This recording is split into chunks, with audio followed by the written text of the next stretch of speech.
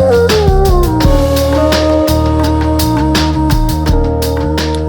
hello everyone, and welcome to Recovery Machine, episode 12.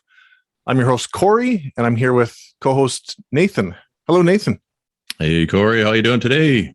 I'm great, thanks. How are you? I'm not too bad. I'm a little bit tired, but that is absolutely fine. I'm excited about this episode. Tell us what's going on, Nathan. Well, we've got a special guest in today. He's a multi-award-winning writer and broadcaster, a host and executive producer of the wildly popular podcast CRACKDOWN, and a longtime champion of harm reduction and safe supply in BC. Voice of the voiceless, frontline advocate, documentarian, humanitarian, musician, activist. He is a leader in the campaign to save lives by promoting pragmatic, sensible drug regulation.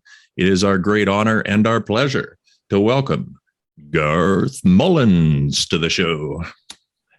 Oh, wow. The honor is mine. As a maker of radio, I love the FM baritone that you give reading that introduction. That was just like chef's kiss. Beautiful. Thank you for having me. Excellent. Excellent. So I guess what we can start with is just a little bit of an introduction. And if you could give our listeners kind of a background on what keeps you busy, where you're at, and what kind of work you do, that would be fantastic. Yeah, I mean, I'm like an old school dope fiend, like I'm middle-aged now. When I was a kid or teenager, started doing heroin when there was still heroin around here. And, I used that for a decade and a half. And then I got on methadone and I continued to use heroin and other opioids and sort of gradually got to mostly doing methadone. And that's kind of where I am now.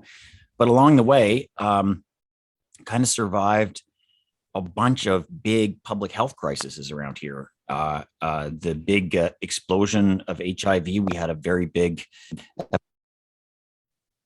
there was an overdose crisis of really strong heroin in the 90s. And now the overdose crisis of fentanyl and all that, which is even bigger and has been going on here for 6 years. And in fact, is so big that they declared it a public health emergency. Like the official coroners and the public health people get up and say, okay, this is an emergency. It's really bad. So surviving. And then also, I guess a big part of my life has been activism.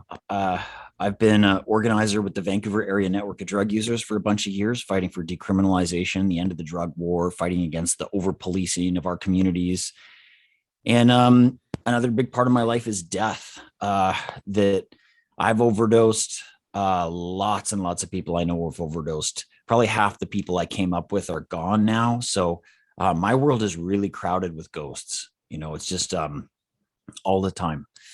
And I feel like, I tried to put all this crap behind me. I tried to be like, okay, heroin and cops and grinding and scoring and being dope sick, all that. I just don't ever want to think about that anymore. I just try to put my head down, take my methadone, go to work. But my friends, my community, this crisis calls me back, calls me into action. And like, I have to be part of the, one of the foot soldiers fighting back against the drug war. And so that's what I do. I guess I had survivor's guilt and I couldn't turn away from something that was killing everybody and nearly killed me. And so I guess I spend a lot of my days fighting to end that. Yeah, and rightfully so. One of the things that me and Corey were talking about before this episode is what it might be for you as far as, you're taking this on. It looks very grim, and it has for a long time. You're right in the middle of it. You're down there in Vancouver. How do you kind of weather that storm psychologically? What do you do to keep yourself, in the pocket and not taking on too much? Well, I guess that's part of it. Like I don't work frontline like a lot of people. So I'm a frontline organizer. That means like we have meetings and actions and campaigns involving people who are using every day, people who are using in the meetings. Like we're organizing right amongst the people who are most vulnerable to this. But I don't work at a safe injection site. Like I don't work like right next to somebody who's using all the time, every day. Like I know my own limits, and I think that would be kind of too intense, too much for me. But yeah, there's lots of death, and I deal with that probably the same way a lot of other people do. That sometimes it gets on top of me, and I just feel all kinds of broken. Sometimes I feel so angry I can't swallow properly. Sometimes I feel so numb. I just like just walking like a zombie through the world. And I think it just vacillates between all of that. But the only thing I know that doesn't make it feel better, but it sort of dulls the stab a little bit, is to be with other people who are feeling the same thing. So at the Vancouver Area Network of Drug Users, that's the drug user union here in Vancouver, we hold funerals for our members all the time, and we try to remember them together and to hold them close together. We hold a moment of silence at the end of every meeting where we all say the names of people that we're missing and thinking about. And the best person doing that is Brian. He's a member, he's an activist, and he says, if you're a Vandu member, you're a member forever. So he doesn't just mean for life. He means like, once you're with us, we'll never forget you, even after you die. And sometimes only people who will remember somebody.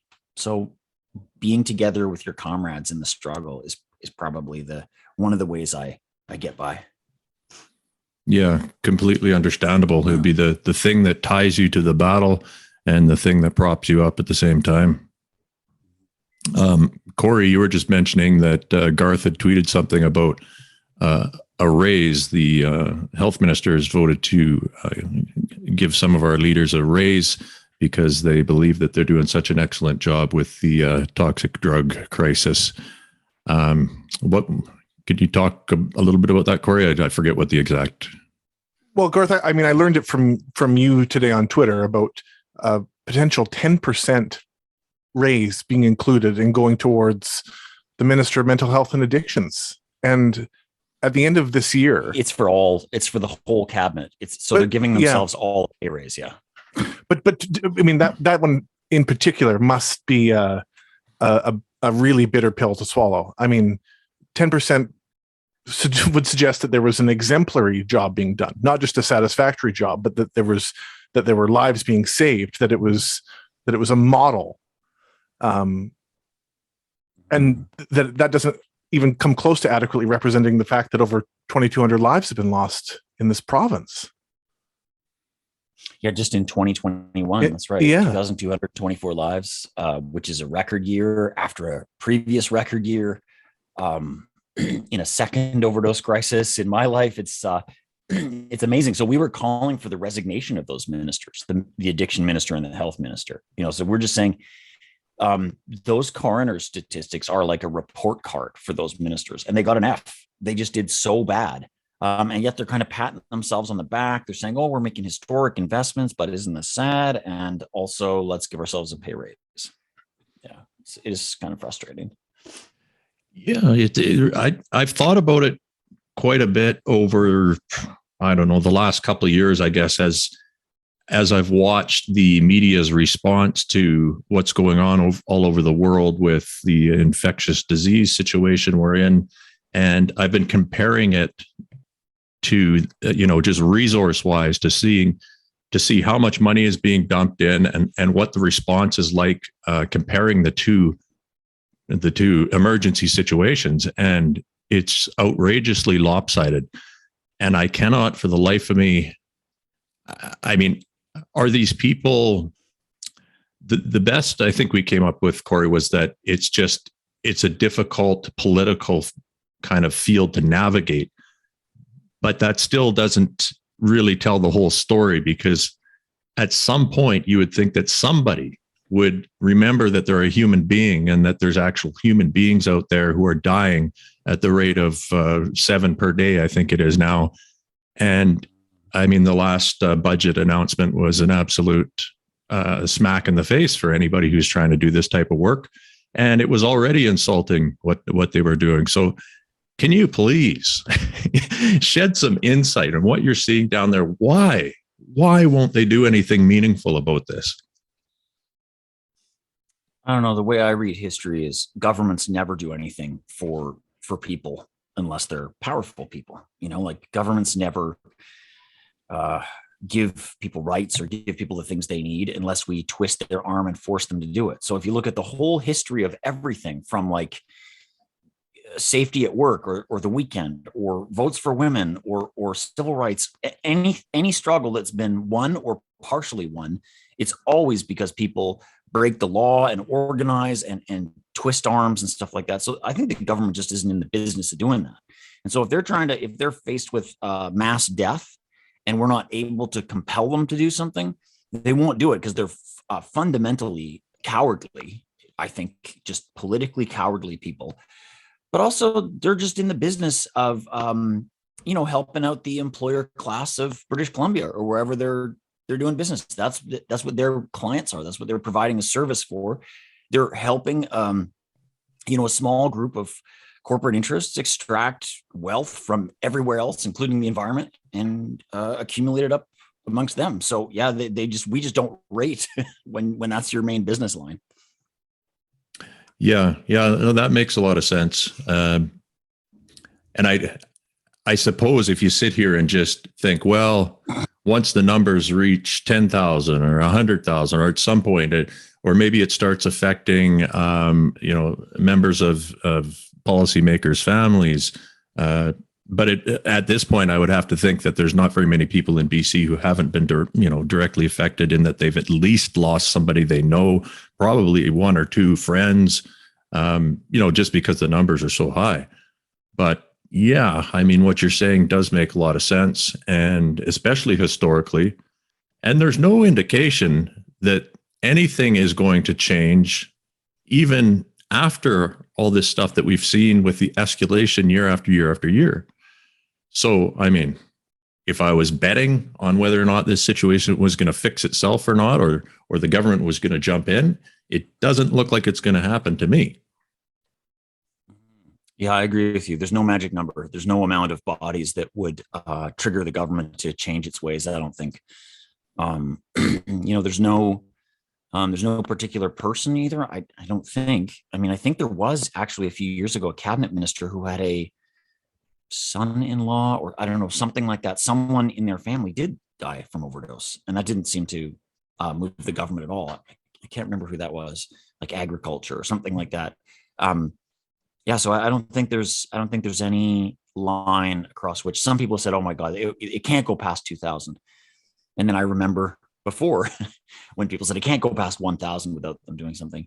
And I remember before that when it was 400 a year in the 90s, and that was considered a crisis. That was considered a big crisis, and they started to allow for some small reforms like needles, for example, syringes, and eventually a safe injection site. But those things too, they didn't give us. We fought for them. We broke laws, did civil disobedience, did illegal needle distribution, did illegal underground safe injection sites, all that stuff to kind of embarrass and compel and cajole them to allow that stuff legally. Right, and that's along the lines of what your organization just did a little while ago, right? With you were providing a safe supply kind of demonstration. Can you tell us a little bit about that? Yeah, there's a sort of a coalition of activists here in Vancouver called the Drug User Liberation Front, and it's got people from lots of different organizations like VANDU, like the BC Association of People on Opioid Maintenance, which I'm also a part of. And so those three organizations got together 2 weeks ago and did a distribution of meth, heroin, and coke that had been tested through FTIR spectrometry. So scan them to make sure there's no fentanyl or no benzos or anything like that in there, that people are getting just what they think. And they were distributed. The drugs were distributed to the members of our organization. And they were pretty small. It was a couple points each person. So really not enough to rock anybody's world, at least not anybody who was there. If you haven't ever done it before, that will definitely rock your ass. But I think the idea was to show here's a possible future. And we're trying to address the problem. The problem isn't whether people are using drugs or whether they're wired or have an addiction or any of that shit. The problem is that people are dying from toxic drugs. And half of the people that die are not what you would call people like me, like with opioid use disorder, who have everyday wired to it kind of thing. Half of those people are just like weekend warriors and all that. So it's like anything that's aimed at like more treatment or more recovery beds, that's all very nice, but it's not going to hit the less deaths. And that's the real problem. At least that's the problem that we're interested in solving most quickly. And you were mentioning a minute ago about the pandemic, right? Like the public health response to COVID-19. And in British Columbia, that included massive vaccination rollouts to 5 million people. Sometimes in some cases 3 doses inside of 1 year in 2021. Most of the province, like a huge, towards 90%, got vaccines through massive clinics, right? So if you can do that, you can also do the same thing for safe supply, because pharmaceutical opioids are basically the vaccine for overdose deaths. And just like the vaccine, for COVID, it will likely prevent you from dying or serious hospitalization if you catch COVID. It's not going to solve every problem. It's not going to end the transmission of COVID, blah, blah, blah. It's not the silver bullet magic unicorn fairy, whatever. But safe supply will likewise really end the overdose death crisis overnight. And if people's concern is about drug use or addiction or something like that, that's another problem. But if you want to end the deaths, that's what you do. So Garth, did you get any response from the province of BC about the safe supply experiment that you guys conducted? I don't know what they think about it. They are prescribing, again, based on our activism from a few years ago, Dilaudid to a small amount of people, and they call that safe supply. It's not. Safe supply is like you're able to obtain the pharmaceutical version of the thing you're wired to. So instead of doing, say, heroin that you buy off the street, you do diacetylmorphine that's pharmaceutical grade, and no one's trying to get you to quit or change or do anything else. The only goal is don't die. So, the province is busy doing something else, and they take our words and apply it to their program. And so it causes confusion. But, that I know of, they haven't responded. We asked Minister Sheila Malcolmson, the Minister of Mental Health and Addictions, for an interview to coincide with when those statistics came out, when those 2,224 deaths were announced a couple of weeks ago. And she declined. I mean, she went back and forth with one of my producers for a couple of weeks, or her people did. And then, she's busy. And we're like, we can wait. Well, she's busy for months. So she was basically saying, no, she doesn't want to come on. And I mean, we have interviewed ministers from the government before on our program on Crackdown. And my questions are direct, and I don't just let people talk a lot of shit, but I'm also polite and respectful, and I don't name call or yell or cut people off. We do it nice. So I don't think they really have any excuse for not coming on our show. But I think they're frightened because they really don't have answers. All they have is deaths. Yeah. Yeah. And it's not like it's a difficult thing to wrap your mind around.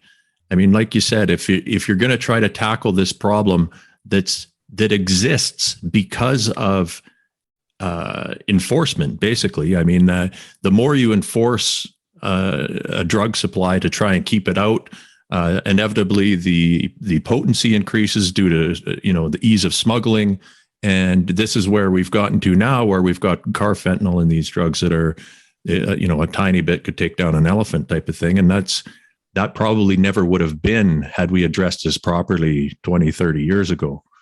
But I mean, it's amazing that about a kilometer from here is where the first hard drug arrest happened in Canada for a guy who was, I guess, selling or manufacturing opium. It was in the summer of 1908, just after the Opium Act was passed. And, that's over 113, 14, whatever years ago. It's just been getting stronger ever since. Like, smoking opium sounds very kind of quaint now compared to, went from opium to morphine to heroin to shooting heroin to eventually to China White, and then eventually to fentanyl, carfentanil, benzodope. It's just like it's an arms race caused by enforcement. But that was like 1908 in the summer. That was your very first Vancouver police finding an opium den and kicking in the door and all that, So they've been definitely, I agree with you, that enforcement has been the root of this ever since. And it was then rooted in racist, anti-Asian, anti-Chinese policy. From your perspective, Garth, is there still an element of racism involved in the policy? Sure. I mean, back then, right, there was a anti-immigrant politics were very, very mainstream back then, as they have become again now. But they were specifically targeting Japanese and Chinese immigrants and residents of Vancouver. Vancouver was a really small town then, back in 1908, and there was a big group called the Asiatic Exclusion League. They had a march in 1907. It turned into a riot. A bunch of like racist white dudes went and smashed up all the businesses in Chinatown and marched off to do the same in Japantown. And after a few months after that, the federal government was kind of getting embarrassed on the international scene this had happened. So they sent a guy out to compensate people for broken windows and stuff. So he was, he set up his little hearings, and the businesses came in and said, look, I need a few bucks to replace my window, this and that. And then he realized two of the businesses were opium manufacturers. And he's outraged that Canadian taxpayers would be having to pay for damages to opium manufacturers. He wrote back to Ottawa, very upset, like, we have to do something about this. And within months, they had a law against opium manufacturing. And the thing that really incensed this guy was the involvement of what he wrote right in the report: white women and girls. So he saw opium as this vector of nefarious foreign influence on the innocent white people of British Columbia, and so he started taking action. And this was such a great ticket, bashing immigrants, that he rode this all the way to being Canada's longest serving prime minister. William Lyon Mackenzie King, the longest serving prime minister, got his start here in Vancouver by pouring gasoline on racist fires. And that served him very well. And it's really part of Canadian tradition, but that stuck with the drug war. You're absolutely right that if you look at who's getting stopped and searched by the cops, who's getting charged, jailed, who's getting harassed, beat up, killed by the cops, what neighborhoods are subject to most policing, all those statistics, who it gets the sharpest end of the drug war. It's always Black and Indigenous people of color in Canada. And the police are constantly using, we saw drug dealing, or we think it's drug dealing, as a pretext for going and hassling and stopping and searching people, whether they're involved with drugs or not. So it's still like a very big plank of white supremacy. So if we want to dismantle white supremacy, we're going to have to end the drug war as part of it. And if we want to end the drug war, we better as fuck be trying to smash white supremacy, because these things are so tied together. Yeah, it's interesting that they keep going with these iterations of our policies on a federal level. And the last one, the language had changed somewhat, so it was less anti-drug and more, at least recognizing that drugs can be used and are used by the vast majority of the population in a responsible way. But in that same statement, they go on to talk about how the money that they're going to use towards enforcement will be all targeting upper, they want the traffickers, they want the big guys. And yet that doesn't pan out. We see that still 75% of the people who are incarcerated are the low-level dealers. And it's always stayed around 10% effective as far as what we do for enforcement to keep drugs out of the country. They got about a 10% intercept rate. And it doesn't seem to matter how much money they pour into it. So these are the things that I wonder, when they see that and continue to burn that money up in a big pile, knowing that it's not going to do what they want it to do. How could there be, I just don't know at what point you can continue to do that and claim to be a sane person, if you know what I mean. Mm-hmm. I mean, I think to do something about it, you have to actually give a fuck if people die. And what we've seen out here is, well, I mean, ever since the beginning, right? You look around residential schools and all those unmarked graves that are coming up. That shows that governments haven't been very concerned about people dying. Certainly, they've targeted traditional groups for their lack of concern, but that's expanded, right? And then they haven't ever really cared about drug users dying. But now you can see last year in British Columbia, over 500 people died just in the heat dome emergency. Government didn't seem to care. They're not hurrying themselves up to distribute emergency air conditioners or some shit like that right now. And people died in the pandemic when they kind of kept opening up too early and making these kind of bad compromises between public health and the economy. So I just think that when you're the government of British Columbia or lots of other places, you're just like, we have accepted that lots of people are going to die because of our policy reasons. And that's just part of the equation. That's just a trade-off. So like, until and unless that changes, we're just going to see more of it. But what I find interesting is more and more people are kind of waking up to this. Oh, it's not just drug users. They don't care if anybody dies or hardly anybody dies, you know? Right. It's like a expanding pool of necropolitics, you know? Interesting terminology there. Yeah, I like it. And maybe that's not my invention. And maybe that's what I have to stop doing on a personal level, is just stop pretending that there is some level of humanity there, and just assume from a default point of view that the government is not going to, they're not going to go out of their way to stop people from dying, especially if it costs more or is going to inconvenience them or make them look, put them in a bad light politically. It's hard, right? Because we have to accept that if we're not going to be continually let down and have our trust broken and feel betrayed by them. But at the same time, we still have to go, lobby and fight and interact with them to try and win reforms, right? Because while I want to end the drug war, I want the whole thing. There's a million things on the way to that we have to fix, like little incremental things about the methadone system or whatever else, right? Like we still have all these smaller things to win. So it's like we're still stuck sitting across the table from the people who don't actually care if we die while we're sitting there. It's an amazing, terrible place to be. But I think that's the job. Like, you're right. We have to accept these people don't care if we die, but also these people are holding a lot of the cards. So we kind of have to still try and cajole them into doing something. Yes. And there's still a huge layer of ignorance there too, which adds another dimension of frustration to it, because the words that come out of some of these politicians' mouths, I can tell that they haven't spent a tremendous amount of time thinking about the situation. And even if they did, I still don't believe that they would really understand some of the things that you're saying or some of the things that you're trying to do.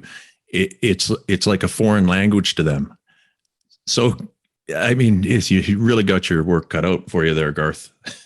I mean, I think we all do, but it's just like, you think in the time that this government's been in power is maybe 10,000 people or 8 to 10,000 people have died, and they can't be arsed to learn about this file, especially the people who are in charge of it, like the Minister of Public Safety, and Minister of Health, and Minister of Addictions, and the Premier. Because I agree with you, when they open their mouths, they sound pretty ignorant sometimes. And I just think, well, it's laziness. They don't care. And it's also like they've decided that they disagree. So they'll say things that are wrong, but it's because they believe them. And they're like, actually, no, we don't want your solutions, Right. Yeah. Like when you called for the resignation of the Minister of Addictions and Mental Health, her reaction was to say, well, if I quit my job, how is that going to save anyone's life? Like, talk about just not getting it, on such a fundamental level. But anyway, we wanted to pick your brain about that. I was really trying to get a different perspective on it. But I think you're bang on with that outlook. And I mean, she does have a point. She does have a point. Like, if she quits her job, what will that do? My rejoinder, if she had ever had this conversation with me, would be, if we don't fire people, for causing our mass deaths, if there are never consequences, what's ever going to change? Like if we can't enforce something, like if the only language that you fucking ghouls up there speak is power and political influence and stuff, then if we can't snatch some of that away from you or get you transferred to the cabinet or whatever, then how are you ever going to learn? What's ever going to change? You know, so like, and I know that we don't have anywhere near the power. I mean, when we call for someone's resignation, I know it's just like, so a bunch of dope fiends on Hastings Street get together and call for someone's resignation. Who cares, right? I mean, I do understand this, but it is in some senses rhetorical, but we are putting the demand out there. Like, shouldn't people get fired? I always say there was this minister of international cooperation under the Harper federal government called Bev Oda. And she was at some conference once where, you know, if you're traveling for on ministerial business, you know, the taxpayer pays for your hotel room and your meals and stuff. And she had a glass of orange juice that cost $16. And so she put it on her tab. And when everybody found out about this, there was a scandal and she resigned. And so if a minister resigns over a $16 glass of fucking orange juice, surely 2,224 deaths has got to merit something, you know, but guess not. Yeah, it's again hard to wrap the mind around, but I mean, you did get the minister's attention, and at least at least you've got a dialogue of some sort going there. So, I mean, she's aware of your group, she's aware of what you guys are fighting for. So that's not nothing. Yeah, to say nothing is to imply that it's okay and that it's tolerable. So kudos to you and CRACKDOWN for challenging her so publicly. Well, thank you. Thanks. Yeah. Nathan, should we switch gears here a little bit? Yeah, let's switch gears. Sure. And again, this conversation will probably weave in and out because what we are talking about is such it's part and parcel with the book that we want to discuss. Mm-hmm. So, Garth, you and I connected on Twitter briefly over a tweet regarding The Weight of Air, the memoir by David Poses, which came out last year. Unfortunately, David died on February 16th of this year. And that's how we clicked online over The Weight of Air and Radiohead. And so we wanted to discuss the book because there's so much of it that shows the human side, that shows the humanity of a drug user and the humanity of the faces of the drug war, and which is very much, to me, what you have done with the CRACKDOWN podcast, is you have given a voice and a face to the people whose stories are written, and without that, those people would have no voices. So the Weight of Air, we don't want to sort of riddle this with spoilers, but we have to provide a little bit of context to the listener. And if anyone has read it, this will be of hopefully some value to you. If you haven't read it, this is an endorsement, certainly from the three of us, to go out and read it. And whether you are a drug user, whether you know opiates or not, whether you have lost someone in your life or not. So without too many spoilers, I just wanted to kind of just mention where the book goes. So for those of you who don't know, The Weight of Air takes us through David's experience with heroin, starting at age 16 to ending up in rehab at age 18, spending his 19th birthday there, and onward to an addiction that he hid from his peers for years through relationships, through employment, hiding his addiction while others in his life praised him for his perceived sobriety. He candidly shows us the lengths that one must go to self-medicate in a world of prohibition. David teaches the reader along the way about his heroin use being about self-medicating for his depression, and does so in a way that taps on the shoulder of virtually anyone who's ever self-medicated for absolutely any mental health issue, grief, anything. David highlights that the world of addiction medicine chooses paternalism and talking down instead of listening and learning, a world where the opportunity for connection is lost due to a failure or an unwillingness to find out what an individual might need in that moment. David takes us on a relatable journey through his relationships where love and connection become almost impossible, and asks the reader to determine if it was his depression or his addiction that were at the helm. David takes us through an excruciatingly honest view of relapse and the mixed emotions that come with it. He shows us the effect of true love and parenthood as a Maury line when he meets his wife Andrea and eventually becomes a father. He teaches the reader about Suboxone as an alternative to white knuckle abstinence or methadone, and how once his opioid receptors were managed, the craving ceased and primary healing, emotional healing could begin, and freedom from all that bound him could start to develop.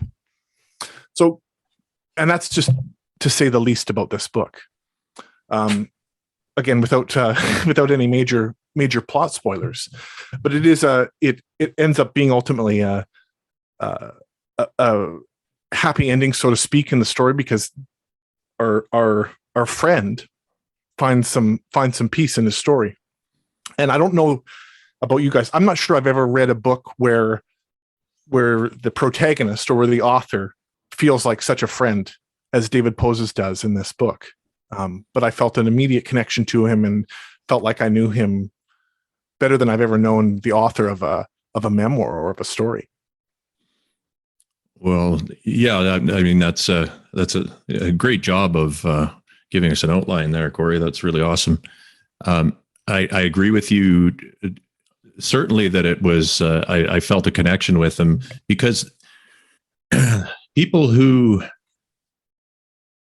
have that response to opiates, like everybody everyone that's currently present here now, it's difficult to describe the impact that it has on your life, as far as, taking that, like I call it the beehive or whatever, where it's just constant background kind of angst or whatever that never seems to go away unless a drug is on board.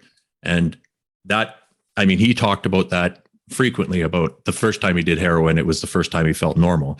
I identified with that a lot. Garth, I don't know if you've ever been to a treatment facility. I was mandated to attend one or lose my job, and it was a atrocious experience. I basically ended up having to just lie to complete the program so I could go back to work. But his description of his experience there, it was like I was there, Mm-hmm. Definitely that sense of the first time you do heroin, you feel normal. I mean, God, I know so many people who've said that exact sentence. Like I felt that for sure. I'm like, oh, this is what everybody else is feeling who isn't having this constant war inside, or this like howling alienation or self-hate.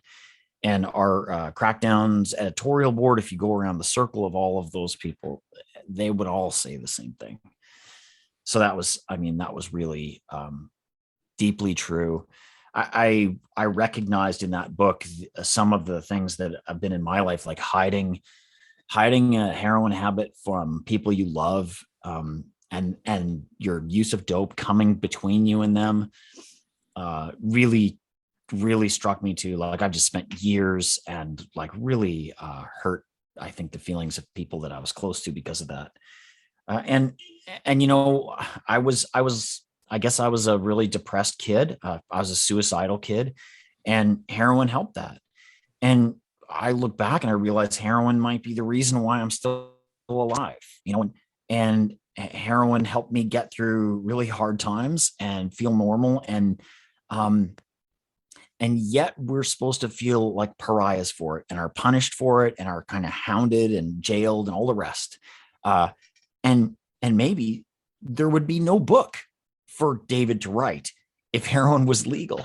Maybe he would have just used it like people at some of the places, like I think he worked at a creative agency or something like that, and they went out for drinks after work or whatever. And it would have just been like that. It would have been so banal as to not be worth writing about. But I really feel for David's family. I can't imagine the hole that he leaves last month and forever. And I think that the thing, a lot of the stuff he talked about drugs was really, really resonated with me, but also, this is a great record. This is OK Computer. He describes finding this record and listening to it. in the book a lot. And I loved this record when it came out, Radiohead, like I think in the mid 90s or mid to late 90s. And I still love it. And so did he. And he listened to it obsessively. And I think I did too. I've certainly worked or been around overdose prevention sites where Radiohead gets played a lot. I don't know if it somehow fits really good into the opioid receptors or something like that, but it's I definitely, that rings true too. But yeah, I mean, it's gutsy to share this part of your life with people. I never used to share this about myself until a couple of years ago. And it was terrible to lug around this giant shameful secret with you all the time that kept you from being as close to people as you might be, because you have this secret, you have this big part of you that you're not telling them. Like, a big part of me is a dope fiend, and that's okay. And I've learned to make friends with that person, and it's not so bad. And now I can tell people, but I didn't know how. And so when you said earlier that that I've played a voice for the voiceless in the podcast, I kind of feel like, I hope that's true, but I've also been given a voice by the same people who are on the show, like Laura Shaver, who is on the editorial board, taught me how to talk about this stuff without feeling ashamed. And I bet you this book, I'll bet you The Weight of Air does that for people. I bet you that people reading it are like, this guy is just coming out and he's saying it like it is, and he's not hanging his head low. And maybe I can do that too. And there's a lot of liberation in that, so I hope that book does that for people, Yeah. And I mean, first of all, I couldn't agree more about OK Computer. That was one of the albums of my youth that was such a comforting friend to me. Kid A as well, but OK Computer for sure. Do you think, Garth, for you, was developing that voice and becoming a spokesperson for your community, did ridding yourself of that shame, did you notice any difference in what your need was for heroin or for opiates? Did you start to feel like you needed that less, or has that had any impact with all of the other stressors that have come with being that voice, being that face for the community, and being as connected as you are to the loss of life as you've been? Yeah, I don't really know. I know that what made a big change for me is like, my partner suggested I go to this PTSD treatment doc, and I went there. Like, I just was like, okay, sure. Cause I've been to like shitty counseling and rehab shit and 12-step this and that. And so I was just like, anytime someone says, go talk to somebody and to get help, I'm just like, oh, please no. But I went there and she said, oh, you have PTSD. And after talking to me for a while, and gave me treatment for it. And that really changed things for me a lot. And that it wasn't covered under healthcare. Like in Canada, we have healthcare, but mental health isn't part of that. So luckily, I had a job, a union job with extended benefits that covered it, right? But like, I see like on Twitter, David struggle with mental health as well, and I just think, wow, we're all so close to just slipping away, like not getting the help we need because it's not available unless you have money or extended benefits, or like the help that David got, some of it was actually bad for you, makes you feel more ashamed and worse and stuff like that. So in terms of lifting the shame, I think just the lifting some of that old PTSD off of me was really helpful in that. But I don't know, I don't know. I don't think I'll ever be like an opioid free person. I think I'll be taking methadone or something forever, but that's okay. In fact, I don't know how anybody is an opioid free person, because it's the fucking apocalypse. It's the end of the world. Like, look around. The fucking guy in Russia's got his finger on the button. How is anybody sober right now? I don't know. But I mean, and like, I did really see in David's book how Suboxone and OAT played a role for him. And, I gotta just to be honest, I didn't know whether I was going to say this or not, but when I read this book and people tell me stories like this, I love the story, but the story is like a comeback kid. It was like, I was in a bad place, but I'm back. I'm saved. I'm fixed. And I'll never say this about myself, because for one, I just don't know if it's true. I don't think the world goes in this arc, like following along the 12 steps. You accept a higher power, you make a list of your failures, you eventually accept them, you apologize to people, and then you're an evangelist for the 12 step. You go and help the addict who's still suffering. I know we get taught these comeback kid story arcs, right? And I'm not saying that was what David was doing, but I just felt like that the ending of his book where he finally finds peace. I was like, oh my God, please, I hope it's true. Because every time I meet people who tell me that story, I want to believe it. We all need to believe that there's this place. And I used to just, when I was a lot younger, I used to just be like, I'll just get to this place. I'll just get clean of everything and I'll fix my life and everything will be good. And I was just bullshitting myself, when I realized I just had to make small, sustainable changes and not think that I was this different, incredible, saved person. And again, I'm not saying that David was doing that, but when he reaches, towards the end of the book, when he's happy with his family and he's reaching that better place, I'm just like, please let this be where he lives. Please let this be the end. And then in February, when we all heard that he died, I was just like, fuck, and I don't want to take people's hope away because, people always hashtag, we can recover, we do recover or whatever like that. And it probably does happen. It does happen, but I'll never say this of myself. Like, I feel that life is full of unknowable fucking horrors. And I don't know what horrors David experienced in the last few months of his life. I know that, like all of us, the pandemic was hard on him. I know he was depressed. I know he was in getting psychiatric care that he did not like and was jonesing to write about and expose and tell people more about. Yeah. At least that's what I understand from his Twitter. I never met him in person. We had a few DMs and he sent me the book, but I just feel like that's probably in my future too. Like more challenges, more bad things. I mean, life is so full of death and tragedy. I don't know how I will weather those things. I mean, if everything's fine, maybe I'll be fine, but I don't think that everything is going to be fine.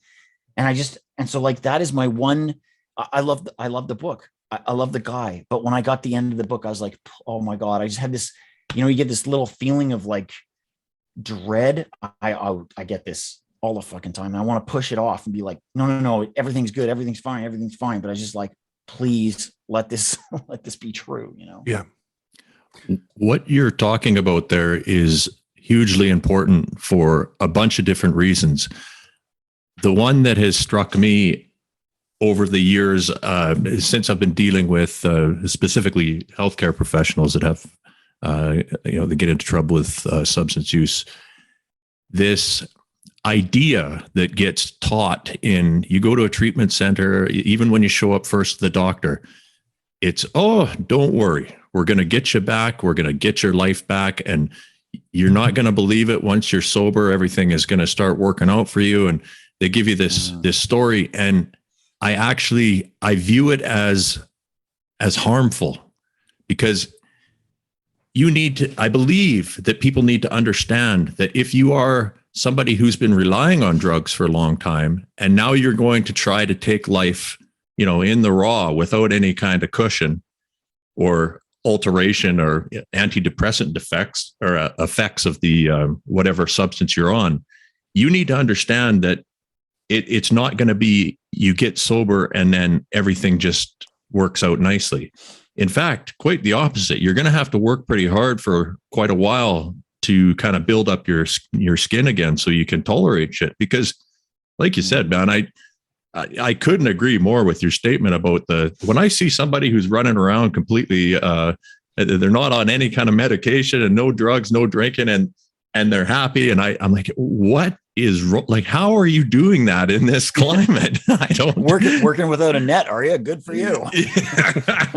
Exactly. It's very impressive to me, because I can't turn off that background angst no matter what I do. I mean, I can sort of dial it down by not paying as much attention, but I can't turn it off, so it becomes a war of attrition. But yeah, I mean, there were a bunch of situations in the book where I kind of felt that, like, please let it work out.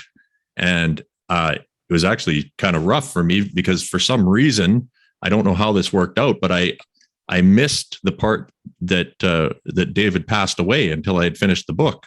So I was, moving forward on the assumption that this guy is doing well and everything is fine. God, that's awful. It is, because when I'd got through I had to actually take my time with the last chapter, because I was, in a lot of ways, it felt like I was reading about myself, right? And I thought that, well, man, maybe that's possible. And then I started talking to Corey, and he'd passed away, and I'm like, what?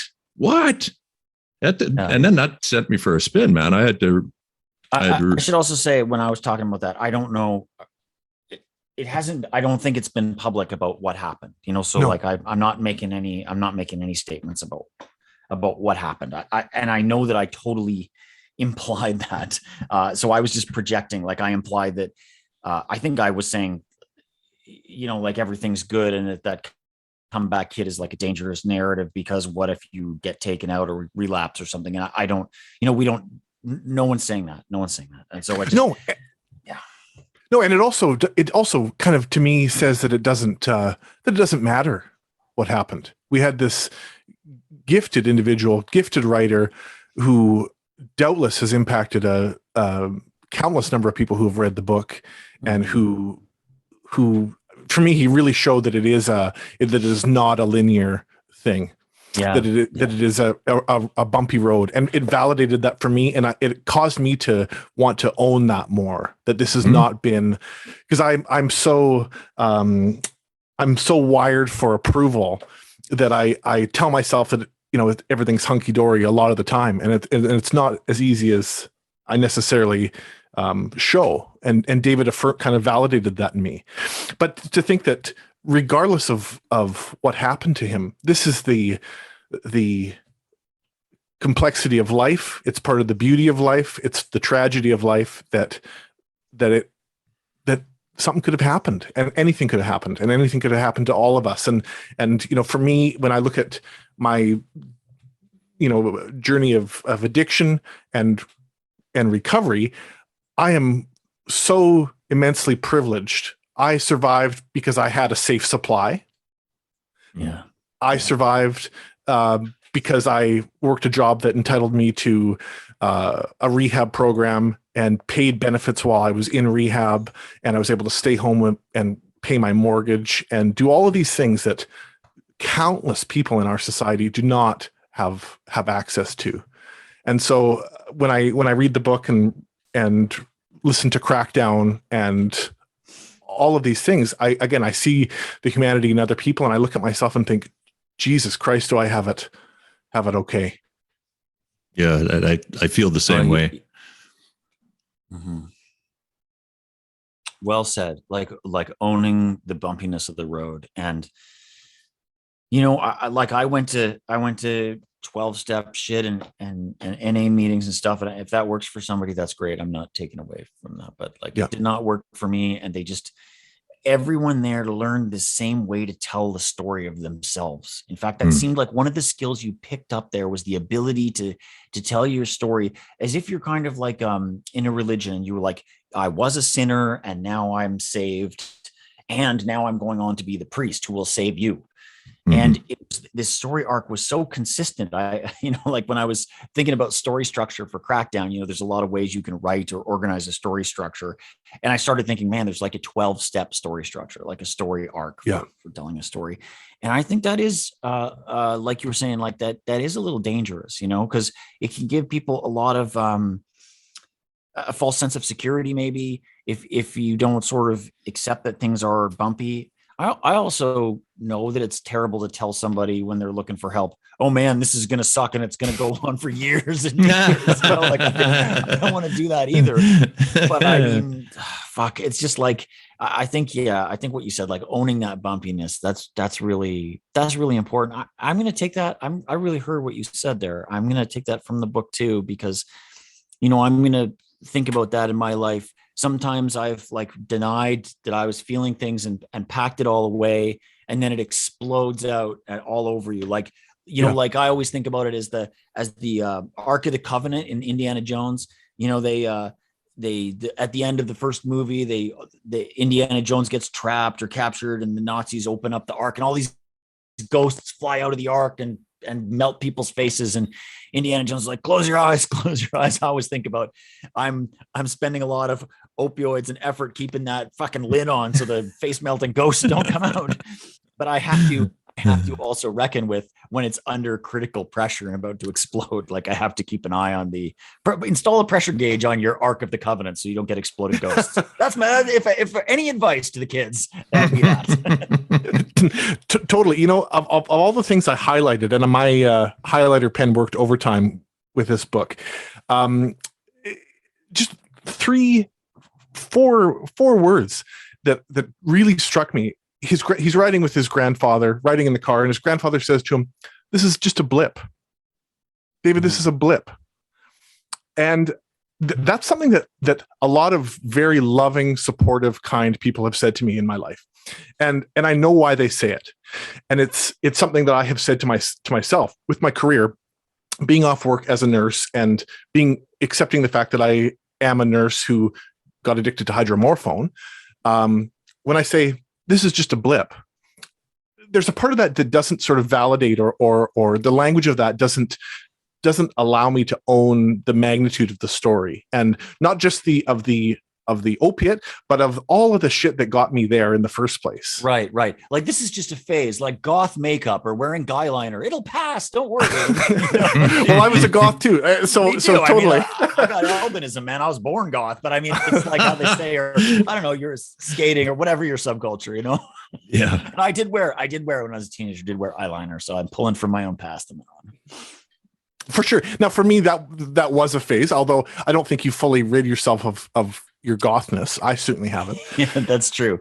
Love me some Joy Division. Fucking hell. Yeah, for sure. But to say it's a blip, I think it's healthier for us to own our story for what it is, and to hopefully then kind of to release it back to the world, or to shed it in whatever way that we can, or hopefully at least shed the shame of the story, and that it's more than that. Mm-hmm. Yeah, and the other thing about saying that it's a blip is you're treating it as if it was the whole thing was a mistake, and that it was just everything about it was stupid, and I shouldn't have done that, and now I'm going to forget about it and move on. But we know that that's not true. The strategy that you employed under those circumstances, first of all, those circumstances are insane. You know what nurses are facing right now in BC at work is that nobody should be under that kind of pressure all the time with no staff and no support. Mm-hmm. But to say that strategy that you were employing was not rational in the short term is doing disservice to reality, because we know that's true. I mean, I was able to continue working as a pharmacist in a store that was, too busy for any human being with a reasonable sense of what should be. And I was able to continue that on a steady daily dose of an opiate because it was effective, Mm-hmm. So it needs to be understood and discussed, and it can't just be glossed over as a temporary situation where I lost my way. I think it's important for people to really go over it, dissect it, look at what happened, why you did everything. I mean, it took me 2 years to really piece together why I ended up where I ended up, still working on it in a lot of ways. Yeah. I think that we're the story that we tell ourselves about ourselves. There's nothing else. Like, that's who we are. And if the story is false, then you're going to be a mess. And if the story is true, then it's going to include stuff like that. And I think that's what David's book shows us. This is a guy who really embraced all the parts of himself. And I know no author is going to tell you every private detail. This is the stuff he's willing to share with us, which is still really deep and honest, right? But it's who the guy is, where it's like, what I do on Crackdown is I do the presentable, well-dressed version of who I am. I don't just have the in pajamas, like first thing in the morning version. I try to have the nicer version, but it's a true version. I think that's what David's given us, and he's embracing all the parts of himself. He's not saying, I'm editing this or that. And, like, good for him. I think that's I think that's a brave thing to do. And I also like that people like him have kind of busted into a hostile society and put their elbows up and cleared a little space for those kind of stories, because and I know it's not the first drug memoir out there. There's enough, there's lots, but it takes everyone courage to do that. And I think it's worth noting that, Yeah. Absolutely. Garth, one of the things we've talked about on our show before is the trait of sensitivity that for folks who use drugs, one of the precursors is oftentimes that we take on the pain of other people and that we're sensitive to that. So when I think of that, and then I think of the numbers within our province, number of deaths within our province from overdose. And you had mentioned in on your crackdown that maybe 12 people, but Garth, you must know so many more people who know people. Oh, I meant in that batch of statistics that was just being announced that day, like of the people who died in 2021, I might have known 12. Yeah. Over my life, my God, I've lost count. It must be over 100. And that's people who I know well enough to talk to and chat with and call a friend and stuff.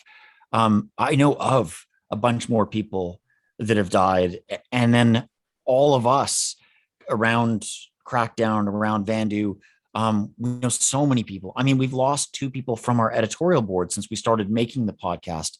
The walls of Vandu are covered with pictures of members who have died. It's deep. There's lots. Yeah, it is. And those are felt, I'm sure, fully and completely. And then, the fact that we our province and other members of our society leave this as a debate, or that it's something that could be argued against. And when we think of the impact that has on the greater community, it's just it is so incredibly callous to think of the insensitivity there. Yeah, we have a columnist in the Vancouver Sun who frequently writes these ill-informed but also really callous and nasty columns, about safe supply or whatever, that just show that this is an abstraction for her. That you can tell she's not feeling it. Yeah. Yeah. Well, I mean, another interesting statistic that would surprise people, I think, is, again, when you look at the pandemic and you look at the age of the people who are dying, the majority of people are I think 85 is the median, something like that. And then you look at the toxic drug crisis, and it's 43 or 44, I think. And the majority of that is males. It's not, I think the women are sort of catching up. It's like 60-40 or something, last time I checked. But the point is that when you take those people away from a population in what is basically their most, I don't know, that's the time of your life when you're going to be, free to, you're productive, not just in an economic way, but you're usually, you have kids, you have responsibilities, you're taking care of things. In other words, when you leave, there tends to be a lot of structures that fall down rapidly. Mm-hmm. So it's like we're rotting from the inside out, and it's a different kind of crisis that way. And I think that would be, for people to understand that point might be helpful as far as from an education point of view, I think so. There's a guy who works, who does research sometimes for the province of British Columbia, and his name is Boden Nosek, and he looked at all kinds of data sets to figure out how many people are like daily opioid users in British Columbia who have what they call opioid use disorder. And I think his most recent figure is 100,000 people in British Columbia. And then you think on top of that, there's people who are wired to other stuff like rock or meth or whatever. And then on top of that, there's the weekend warriors, like people who aren't using every day, but who just, like get off work and do a line of coke at the bar or whatever. And those people represent half of the people who die of overdose.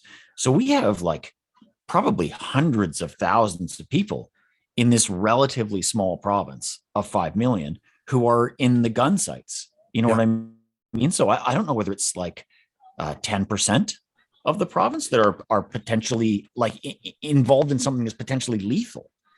So like the tinkering around that the governments do and the public policy debate is really does not recognize the massive scale of what's going on.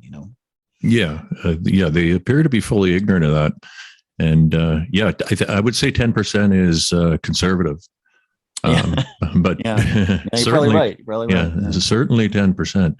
I mean, I lost a friend at the beginning. I think it was 2017, the first full year of the crisis as it was announced there, and he was just, he was not a chronic user. He just was on vacation and actually was here in Kelowna and got some cocaine that was laced, and that was it. Life over. Yeah. And this is not something that has to happen. That's the frustrating part of it. Is it's such a problem that could be dealt with. Actually, that's a question for you, Garth, that I thought about a little bit earlier. Was what you guys did with the safe supply there. I thought was really amazing how you guys set that up. Never seen anything like that before. What has there been any discussion about how that could be implemented on a larger scale without, I mean, obviously you're dodging some serious bullets here, but. Well, for sure. The first time we did this was 2020, I think, maybe in the spring or summer. And so the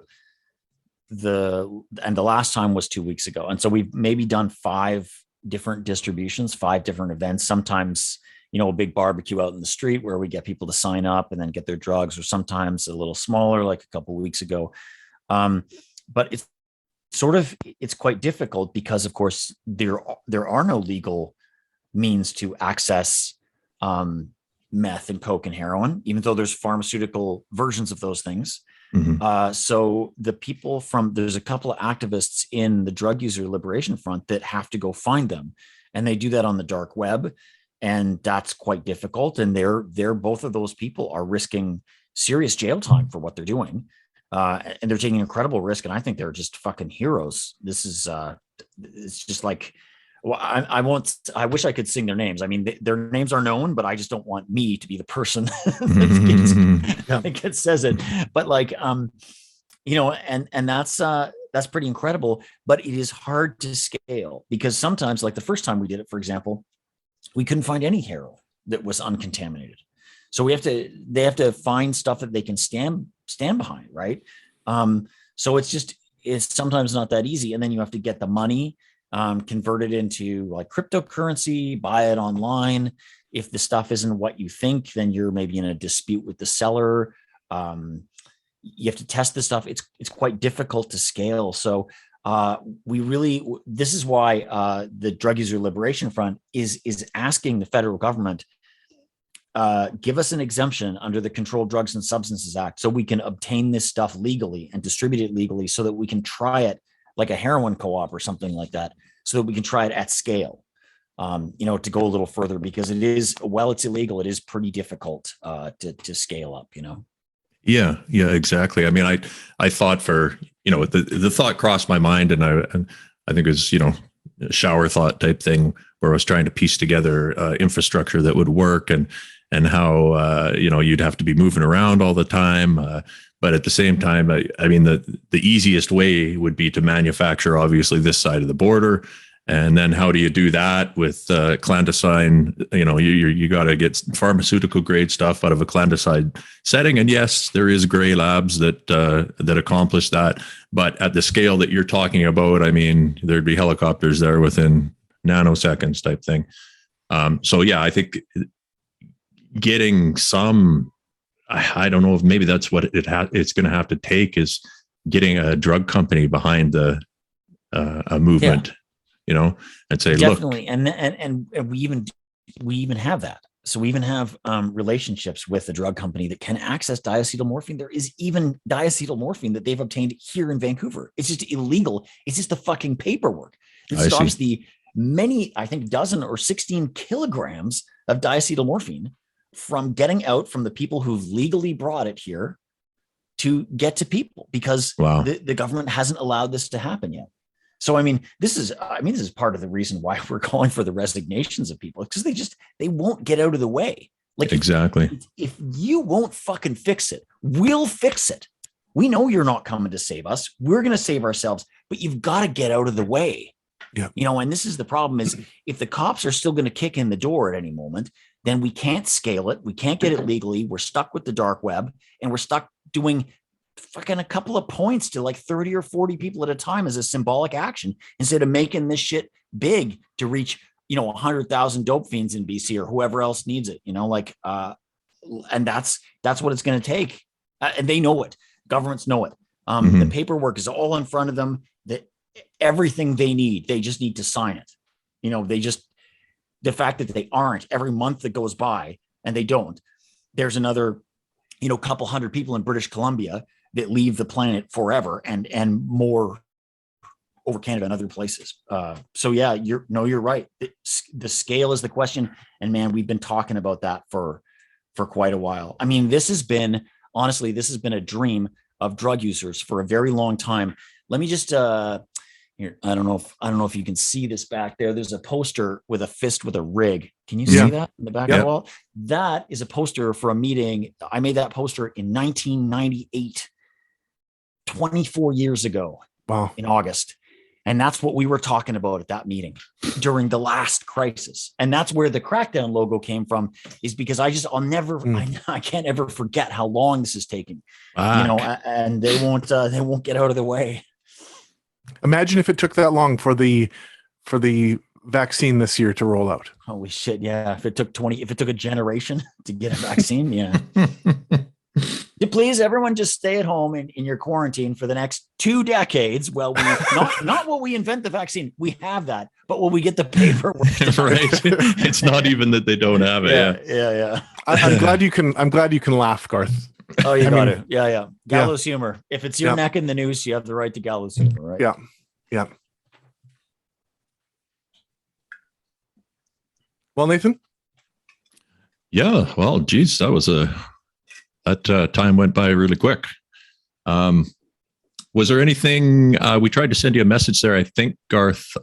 We weren't sure if there was maybe some other causes or other things that you wanted to give a shout out to, plugs, that sort of thing.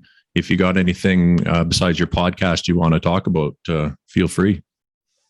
No, I mean, I just I'm the host, right? I'm the guy who knows how to make radio a little bit, and I just work with this great group of people who are like excellent musicians and producers. We all make the music for CRACKDOWN, but also the people on the editorial board who've showed me how to talk about this stuff, where I learned my drug war activism from at Vandu. So I'm just like the I'm just like the guy who's running the newspaper for the town or something, like that's kind of the job. And I get so much from being a part of that. I'm sure much more than I return. And it's how I kind of keep going. And that group of people is always looking out for each other, always trying to take care of each other, not just resuscitate overdoses and give people safe supply, but they're realizing and they all teach each other that all of our struggles are connected. So at Vandu, we have meetings where we talk about not just the things that are affecting our lives, like drugs and policing and stuff, but like the rising far right in Canada and what a threat that is to all kinds of people.